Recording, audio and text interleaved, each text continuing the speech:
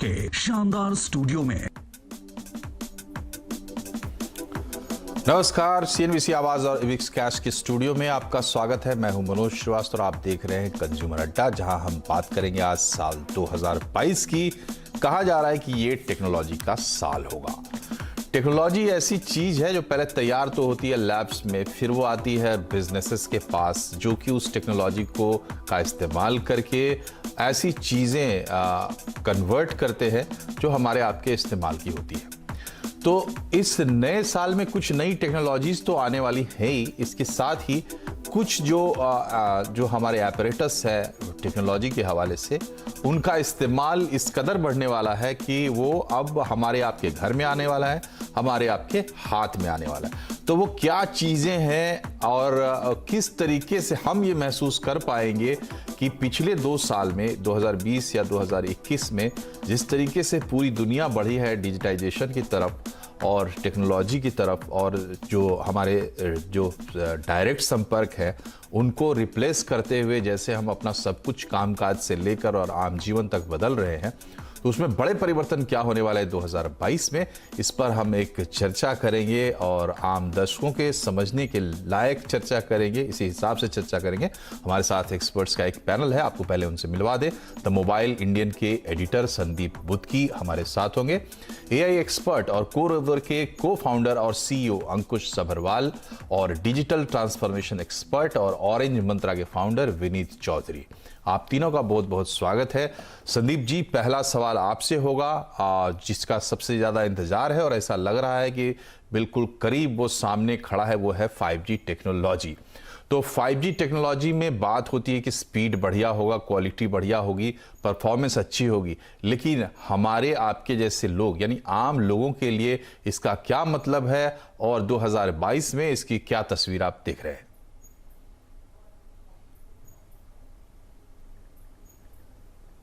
संदीप जी।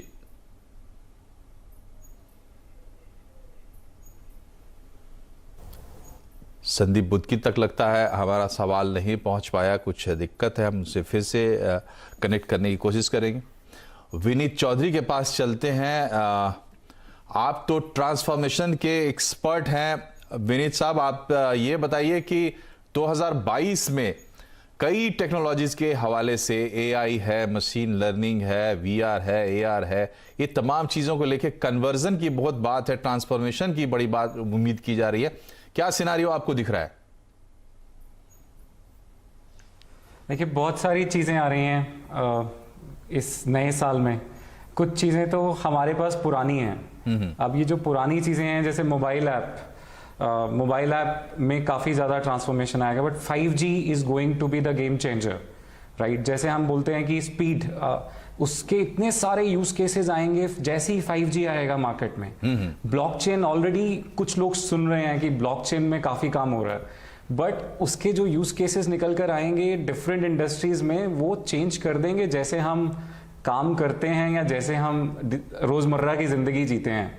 अब फेसबुक का मेटावर्स ही ले लीजिए, उसमें गेमिंग का जो नया इंटरफेस आएगा, where you can actually be part of that active gaming piece. So metaverse in itself is a universe, you know. NFT दूसरी तरफ से आ रहा है। आप देख रहे हैं कि $1 मिलियन डील हो रही हैं जहां पर स्पेसिफिक NFT बेचे जा रहे हैं। तो it is going to be the most exciting year, I would से।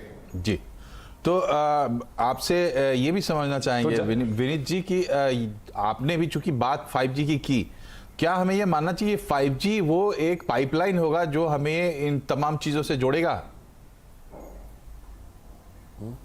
बिल्कुल, आप ये देखिए कि पाइप जो है हमारा वो 100x हो जाएगा, और छोटी सी सिम में आप उसको कहीं पे भी लगा सकते हैं। जैसे ऑटोमोबाइल में हमने लगा दिया तो बहुत सारे यूज केसेस हो जाते हैं। गाड़ी में कुछ हुआ, इससे पहले कि आपको पता चले, वहां बैठे हुए जो सेंटर है उनको पहले पता चल जाएगा, और वो वहां से उसको डायग्नोस भी कर सकते हैं। तो देखिए कितनी बड़ी बात है। हेल्थ केयर में काफ़ी चीज़ें में फ़र्क पड़ेगा, मोबिलिटी में काफ़ी चेंजेस आएंगे।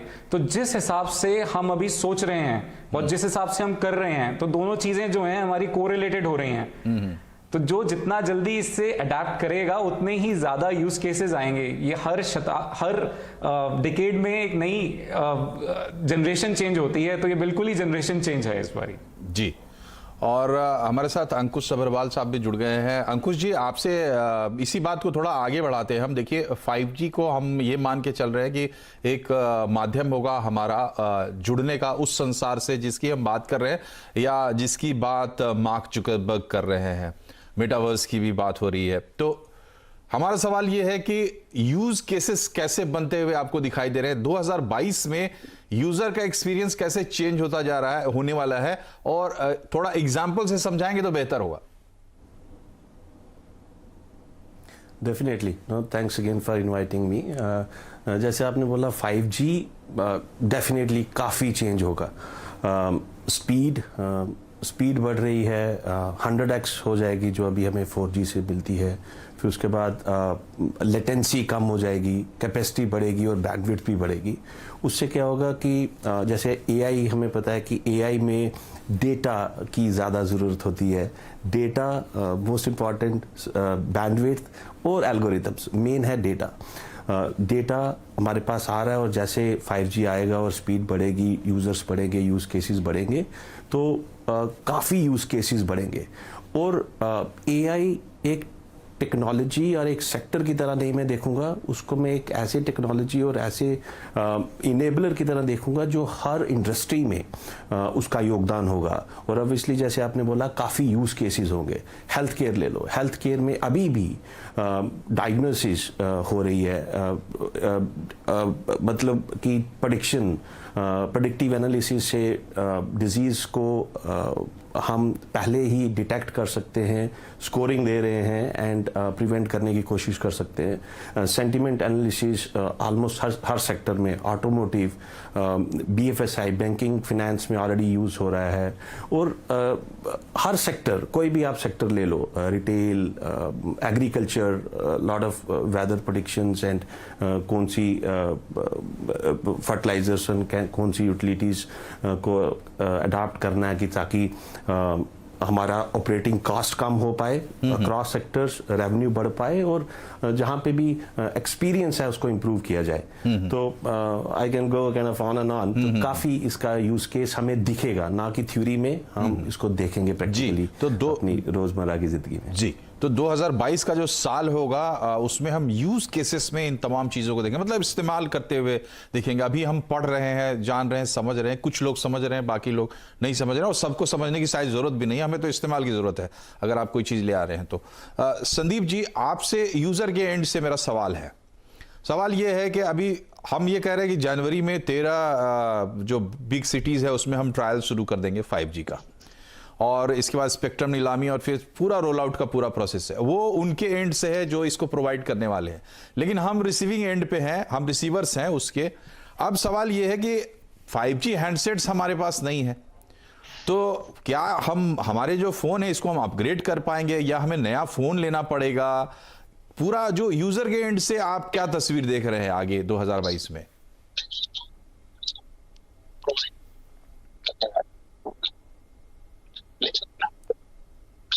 संदीप जी, क्या आप मेरा सवाल सुन पा रहे हैं?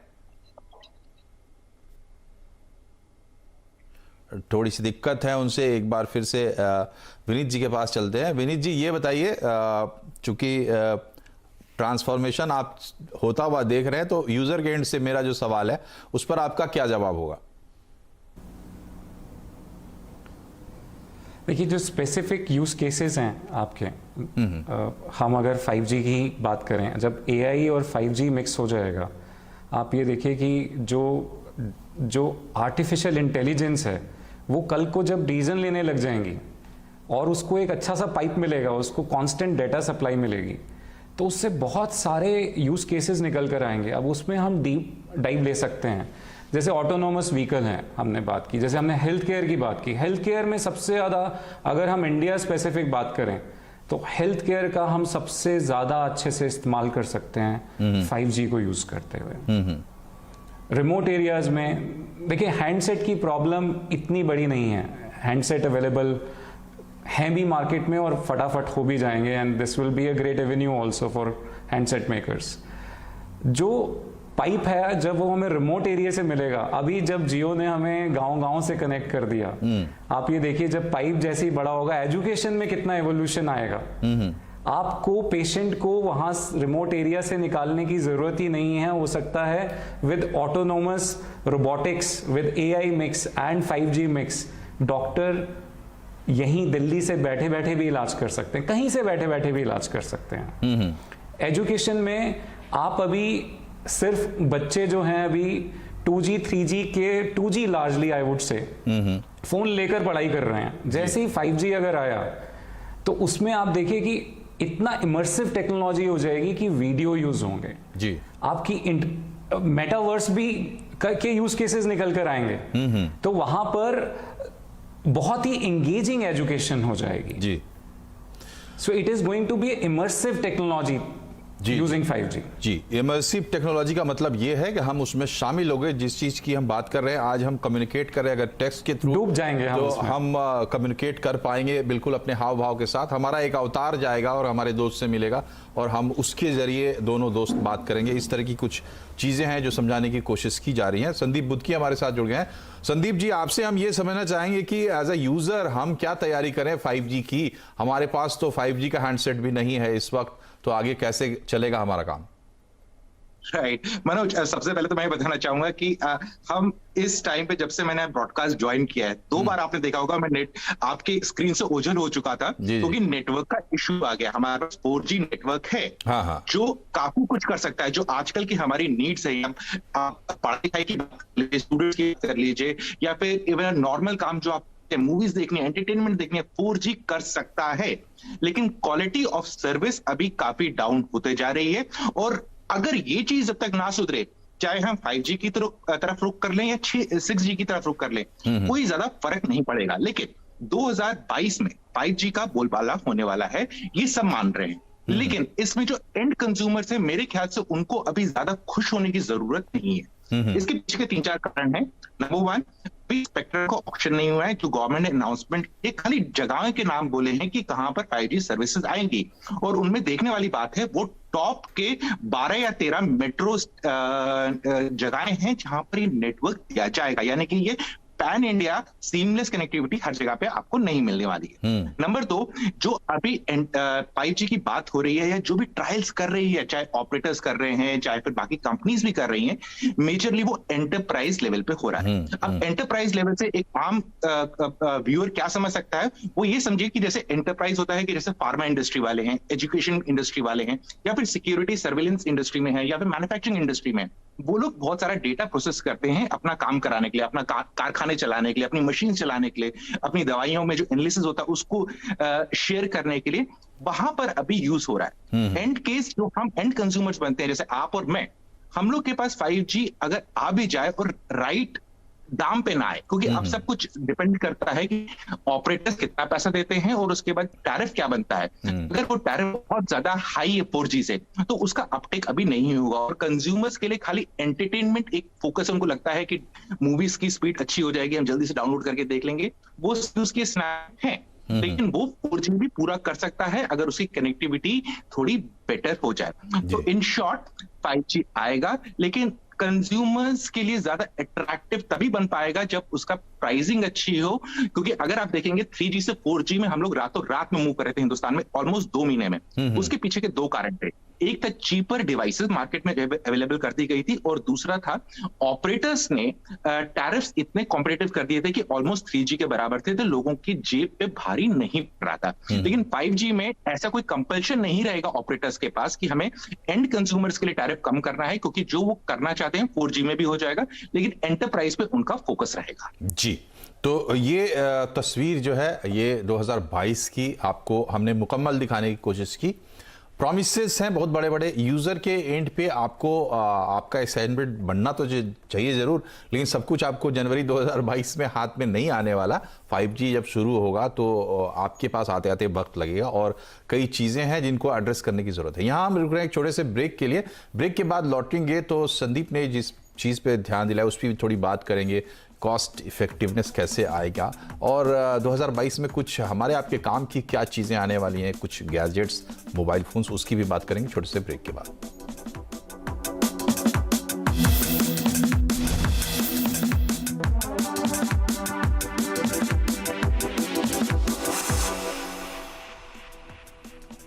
ब्रेक के बाद एक बार फिर से आपका स्वागत है कंज्यूमर अड्डा में। आज हम बात कर रहे हैं 2022 टेक्नोलॉजी का साल होगा और समय न गंवाते हुए अगला सवाल रखते हैं। अंकुश जी, आपके लिए ये सवाल है, जैसा कि संदीप जी ने कहा, कॉस्ट की भी बड़ी बात है। दूसरी चीज ये है कि भारत में कम से कम हमने देखा 4G रोल आउट में, और एक बड़े प्लेयर ने ये पूरा काम किया कि टेक्नोलॉजी को सस्ता करके, हैंडसेट्स को सस्ता करके लोगों को अवेलेबल कराया।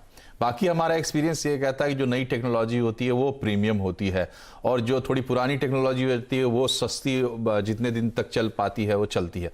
तो अब जो हम जिन चीज़ों की हम चर्चा कर रहे हैं उसमें तो बहुत बड़ा इन्वेस्टमेंट लग रहा है, और हमें ऐसा लग रहा है कि ये प्रीमियम ही होगी। तमाम चीज़ें आम आदमी के पहुंच तक वो नहीं आ पाएंगी, चाहे AI, VR, AR सबकी हम बात करें या जिस यूजर एक्सपीरियंस की बात कर रहे हैं। आपको क्या लगता है, कॉस्ट वाइज क्या सिनारियो हमें दिखने वाला है टेक्नोलॉजी वर्ल्ड में?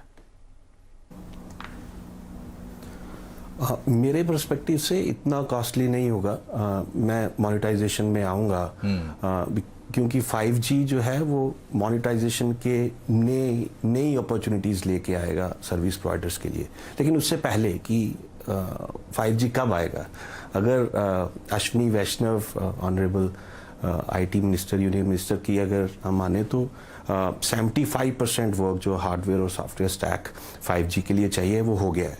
सो फेब में हम देख सकते हैं कि उसका लॉन्च नेक्स्ट ईयर फेब, उन्होंने लास्ट मंथ ही एक स्टेटमेंट दी थी, तो जल्दी ही आएगा। और मुझे नहीं लगता कि कॉस्टली होगा। 4G कॉस्टली कहाँ था? उसमें जब now right everyone is saying data is the next oil, तो जब ज्यादा लोग यूज करेंगे उसकी, जब 5G से कैपेसिटी बढ़ेगी, ज्यादा एप्लीकेशंस बढ़ेंगी और काफी लोग जब उसको यूज करेंगे, तो मुझे लगता है कि मोनेटाइजेशन के और भी तरीके आएंगे। बेटर कन्वर्सेशनल एड्स होंगी और काफ़ी इंगेजमेंट होगी, पर्सनलाइजेशन होगी। जैसी इंगेजमेंट होती है तो अपसेल और क्रॉस सेल के सर्विस प्रोवाइडर्स को ज़्यादा अपॉर्चुनिटीज़ मिलती हैं यूज़र इंगेजमेंट से। अगर मैं मेटावर्स की बात करूं और वीडियो अवतार की बात करूं, और फ्यूचर में क्या, अगर मैं अपने कंपनी के बारे में बोलूं तो कन्वर्सेशनल AI प्लेटफॉर्म है हम। So we are the first one having video bot. हम अभी भी एक लाइव पर्सन का एक मेटा वर्जन बनाते हैं वीडियो बॉट। काफी वीडियो बॉट है हमारी वेबसाइट में है। तो already we see the implementation kind of going on. और AI से क्या है कि जो ML और नेचुरल लैंग्वेज प्रोसेसिंग है उससे काफी बढ़ावा मिलेगा। काफी लैंग्वेजेस के डेटा मॉडल ये एक पूरा एक काम हो रहा है, तो ज्यादा लोग जी ये एक पूरा वंडरलैंड जो है वो सामने है। और अब ऐसा लगता नहीं कि कोई भी चीज़ सपना है, हर बात हकीकत हो सकती है। ये हम अपने आँख के सामने होता हुआ देख भी रहे हैं। संदीप, आपसे हम आखिरी सवाल आपसे लेना चाहेंगे। देखिए, आने वाले साल के लिए 2 पिक्स आप बताइए, एक तो प्रीमियम सेगमेंट मोबाइल में और एक मिड रेंज में। बढ़िया तगड़े जी हाँ, मुझे लगता है 2022 में अनफोल्डिंग का टाइम आ जाएगा। यानी कि बहुत सारे आप ऐसे डिवाइसेस देखेंगे जो फोल्डेबल डिवाइसेस आएंगे। बिल्कुल सैमसंग बजा चुका है, ओप्पो ने रिसेंटली एक फोन लॉन्च कर दिया है। लेकिन आने वाले वक्त में हम देखेंगे कि जो प्राइस है, जो अभी प्रीमियम में 1 लाख, 1.25 लाख की रेंज में आ रहे हैं फोल्डेबल फोन्स, ये थोड़े से कम होने लगेंगे, रेट कम होने लगेंगे, और आपको ये ऑलमोस्ट 60-70 हजार में भी दिखना स्टार्ट हो जाएगा मार्केट में। ये आगे टॉप एंड की बात। एंट्री लेवल में मुझे ये लग रहा है कि काफी ज्यादा फोकस किया जाएगा डिस्प्ले टेक्नोलॉजी पे। डिस्प्ले को काफी बेटर बनाया जाएगा। और आप ये देख सकते हैं कि इस पर्टिकुलर सेगमेंट, जो मिड बजट सेगमेंट होता है, जिसे हम कहते हैं 15,000 से 30,000 का सेगमेंट, इसमें आप देखेंगे कि Xiaomi, ओप्पो और वीवो, ये लोग अपनी पोजीशन मजबूत करने की कोशिश करेंगे। और सैमसंग इसमें थोड़ा और मजबूती दिखाएगा, क्योंकि लास्ट ईयर अगर हम देखें तो सैमसंग ने मिड रेंज सेगमेंट में, यानी कि 25,000 के सेगमेंट में काफी ज्यादा मेहनत की थी। ऑलमोस्ट 36 डिवाइसेस लॉन्च किए थे। और अगले साल हम एक्सपेक्ट करते हैं अराउंड 40-45 डिवाइसेस इस सेगमेंट में लॉन्च होगी सैमसंग की तरफ से, और बाकी लोग भी अपना योगदान देंगे। चलिए, बहुत बहुत शुक्रिया आप तीनों का हमसे जुड़ने के लिए और अपने अवेलेबल राय रखने के लिए हमारे दर्शकों के सामने। हम उम्मीद करते हैं कि एक छोटी सी तस्वीर सबको मिली होगी 2022 में किस तरीके से टेक्नोलॉजी वर्ल्ड अनफोल्ड होने वाला है। कार्यक्रम में फिलहाल इतना ही। देखते रहिए CNBC आवाज। नमस्कार।